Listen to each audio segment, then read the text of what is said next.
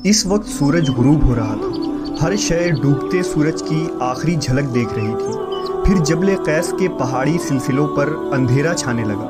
جاڑوں کی سرد ٹھٹھا دینے والی رات شروع ہو گئی۔ جبل قیس پہاڑی کے کسی غار میں حضرت آدم علیہ السلام کی نعش مبارک رکھی ہوئی تھی۔ غار کے باہر بنی شیش کے 2 جوان کھڑے پہرا دے رہے تھے۔ اچانک وہاں بنی قابیل کا 2 قد آور شخص نمودار ہوا اور غار کی طرف بڑھنے لگا۔ ان کو دیکھ کر بنی شیش کے جوانوں نے کہا، اے بنی قابیل کے لوگوں، یہاں کیا کرنے آئے ہو؟ دفع ہو جاؤ، یہاں ہمارے جد آدم علیہ السلام کی لاش مبارک پڑی ہے۔ قبل اس کے کہ ہم تمہیں خون میں نہلا دیں، یہاں سے لوٹ جاؤ اور اپنے قبیلے چلے جاؤ۔ ہمیں یہاں پہرا دینے دو جس پر ہمارے باپ کے دادا حضرت شیس نے مقرر کیا ہے۔ بنی قابیل کے ان جوانوں نے انہیں لڑنے کے لیے للکارا اور یہ لوگ آپس میں لڑنے لگے۔ انسانیت کے باپ حضرت آدم علیہ السلام کی وفات کے بعد آپ کی اولادیں اس طرح کیوں لڑ رہی تھیں؟ بنی قابیل اور بنی شیش کون تھے اور یہ لوگ ایک دوسرے کے دشمن کیوں بنے؟ ہم اس ویڈیو میں حضرت آدم کے بیٹے حضرت شیس علیہ السلام اور آپ کے حالات زندگی کا مکمل احوال پیش کریں گے۔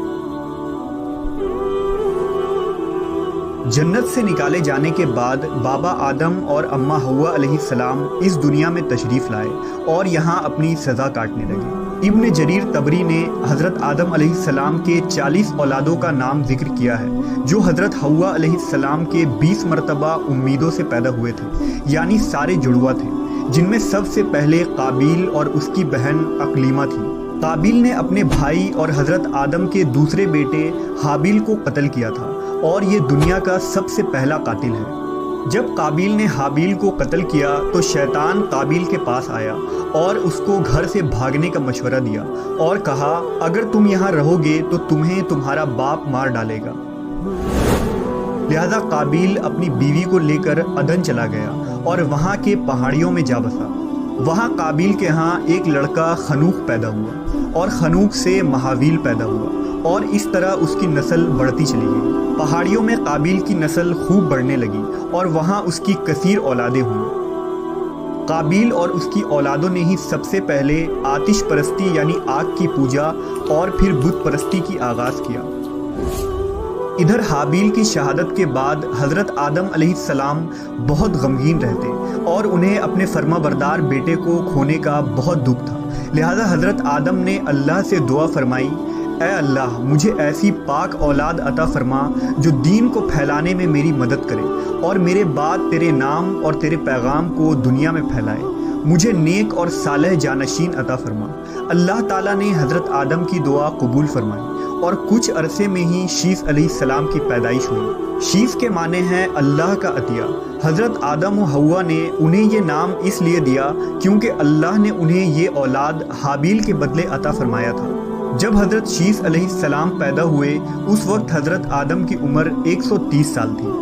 حضرت شیس علیہ السلام اللہ کے دوسرے پیغمبر تھے۔ اللہ نے اس دنیا میں 100 صحیفے نازل فرمائے اور 4 کتابیں نازل فرمائیں، جن میں 50 صحیفے صرف حضرت شیس علیہ السلام پر نازل ہوئی تھی۔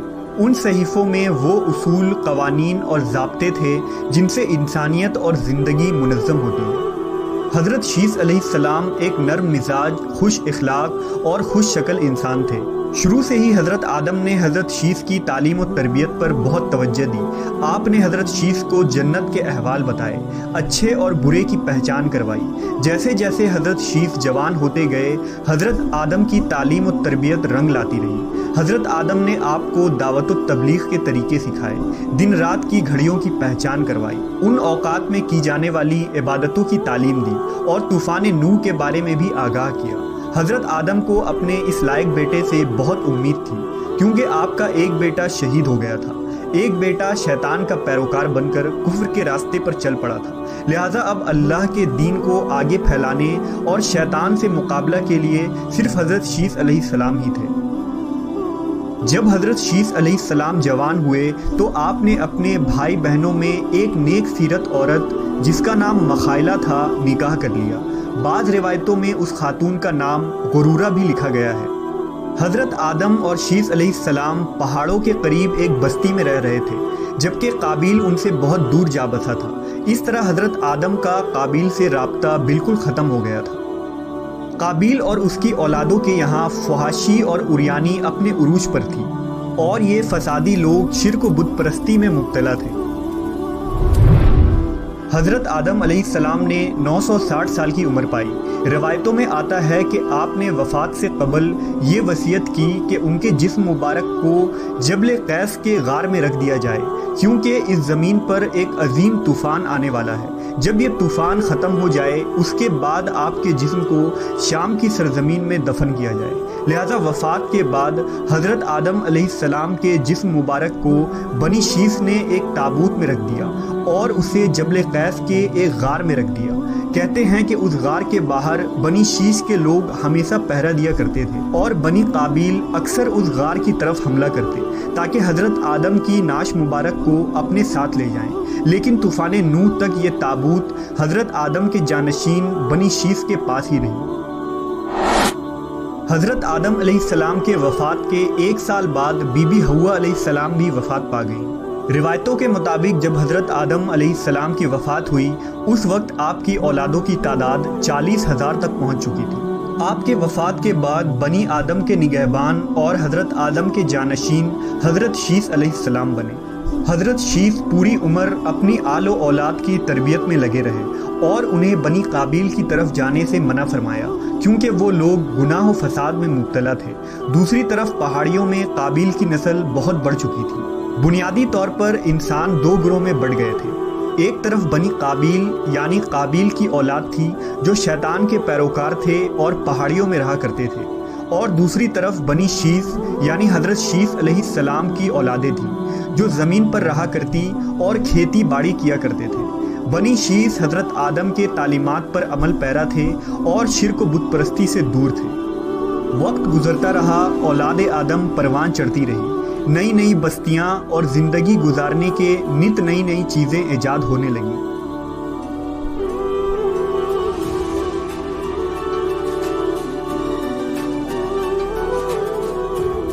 دوسری طرف بنی قابیل اتنے سرکش ہو گئے تھے کہ وہ اکثر بنی شیث پر حملہ آور ہوتے اور ان کے اناج وغیرہ لوٹ کر لے جایا کرتے تھے۔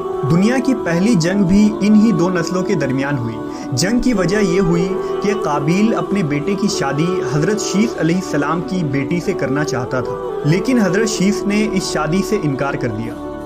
لہٰذا ایک دن بنی قابیل کے شریر لوگ بنی شیث کی ایک لڑکی کو اٹھا کر لے گئے، جس پر حضرت شیث نے بنی قابیل کے علاقوں پر حملہ کر دیا اور ایک سخت جنگ کے بعد بنی قابیل کو شکست دی۔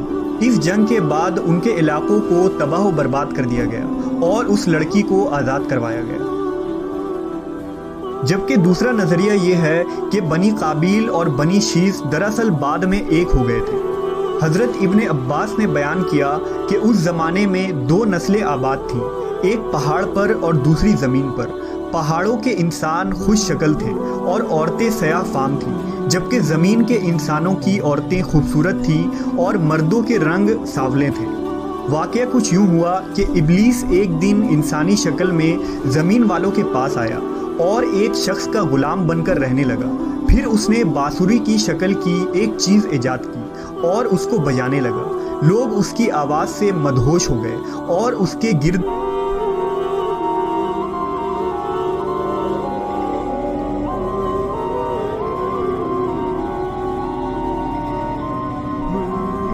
ایک دن میلے کا مقرر ہو گیا جس میں مرد عورتیں جمع ہونے لگے۔ اس میلے میں عورتیں خوب سج دھج کر نکلتی اور میلے کی خبر دور دور تک پہنچ گئی۔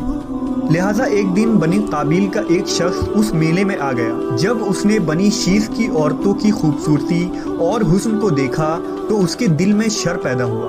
اس نے واپس جا کر پہاڑ میں رہنے والے بنی قابیل کو بنی شیث کی عورتوں کے حسن و جمال کے بارے میں بتایا۔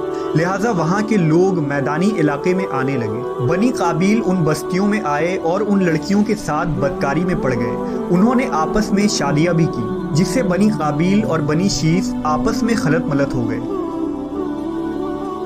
روایتوں میں آتا ہے کہ حضرت شیث کی 33 اولادیں تھیں، جن میں آپ کے جانشین جناب انوش بنے۔ انوش کے یہاں قینان پیدا ہوئے، جن کی نسل سے حضرت ادریس علیہ السلام تھے، جنہیں نبوت سے سرفراز کیا گیا۔ हज़रत इदरीस की नस्ल से हज़रत नूह अलैहिस्सलाम पैदा हुए, जिनके ज़माने में तूफ़ान आया। इस तूफ़ान के बाद नूह अलैहिस्सलाम के 3 बेटे बाकी रहे, साम, हाम और याफिस। हज़रत नूह ने ज़मीन के 3 हिस्से किए और अपने बेटों में तकसीम कर दिए। हाम को अफ्रीका का वस्त और शुमाली हिस्सा दिया गया, साम को वस्त एशिया और अरब का हिस्सा मिला और याफिस को रोम और मगरबी इलाकों के मुल्क दिए गए। लिहाजा आज अरब और वस्त एशिया के लोग साम की औलादें हैं, अफ्रीका के बासिंदे हाम की औलादें हैं और मगरबी ममालिक और यूरोप के लोग याफिस की औलादें हैं। आज बनी काबिल और बनी शीस आपस में मिल चुके हैं और ये कभी अलहदा नहीं किए जा सकते, मगर ये कि हम अपने बाप हज़रत आदम की वसीयतों और नसीहतों पर अमल पैरा होकर बनी शीस के रास्ते पर चल कर ही फलाह पा सकते हैं। बनी काबिल और बनी शीस की ये तारीख़ी जंग सिर्फ़ एक ख़ास ज़माने तक न रही, बल्कि आज भी ये जंग जारी है और ता क़यामत जारी रहेगी। इस जंग में फ़तहयाब वही होगा जो अपने जद आला की रवायतों और तालीमात पर कायम रहेगा।